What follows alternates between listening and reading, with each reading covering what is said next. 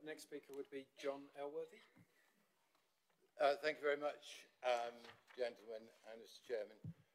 My questions are these. What does the Audit Committee feel should be done to create a more level playing field for Fenland and East Cambridgeshire and Huntingdonshire's taxi and coach firms who've suffered as a consequence of FACT's funding arrangements for the last 6 years, actually more? Would the members of the Audit Committee agree with me that it's completely wrong that FACT should be allowed to operate without proper sanction?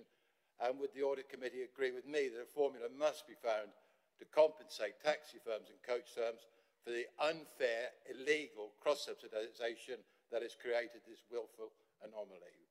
The Audit Committee also recommend actions that will ensure the current board of FACT is removed and that talks are held with Fenland Council and Cambridgeshire County Council to replace any existing councillor who serves on the board and replaced with a fresh set of councillors. It is unclear from the published accounts of FACT who is chairman, but the acting chairman appears to be a councillor from Fenland, and does therefore the Audit Committee feel it proper for him to be invited to stand down now, pending a decision by Fenland Council to look at their own representation on the board? As FACT is likely to be subject to HMRC investigation, the PKF report alludes substantially to charity thresholds being breached, and these will have major ramifications for the management of FACT as they grapple with them. Would the Audit Committee agree that now is the time to end its association with this organisation and begin talks to end all commercial work with this organisation and put all existing contracts out to emergency tender, a formula the Council is familiar with? Does the Audit Committee have a response to MP Steve Barclay, who said that he shares the taxi drivers, this is a quote, concerns, and also points out that Cambridgeshire County Council ignored the taxi drivers' concerns? Mr. Barclay said, "I raised them myself, having met the taxi drivers, and was given clear assurances by Cambridgeshire County Council, which were clearly false." That's the last week from Mr. Barclay. Would the committee agree this is a serious and vitally important response that requires another investigation? And does the Audit Committee further agree with the leader of the County Council that every single issue raised regarding the county is being addressed, nothing ignored, nothing ducked? As was made apparent a few moments ago, there are some outstanding issues not considered by PKF, and they weren't invited to necessarily look at those.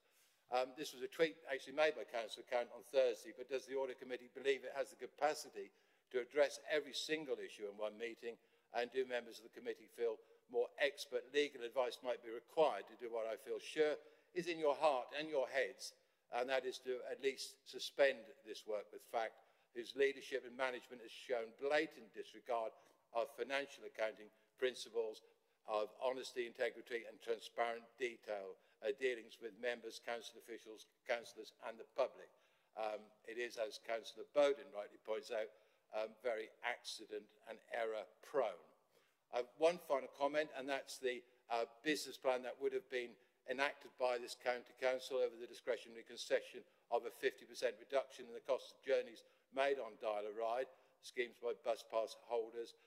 Without going into the long detail of this, but Michael Soper, your own research manager here at the County Council, proved it to be a fraudulent response enacted by members of the FACT organisation in the way that they dealt with the survey responses. And would also, finally, with the member for the County Council who serves on either ESACT or HACT, have a look at the Charity Commission rules and regulations that, as far as I'm aware, and I've taken advice too on this, and the committee might want to take advice, that no paid employee of that organisation may serve on the executive board. And I understand Mr. Shannon, who variously describes himself as both a driver at FACT and also the transport manager, is shown in documents that I saw yesterday as a trustee of those two charities.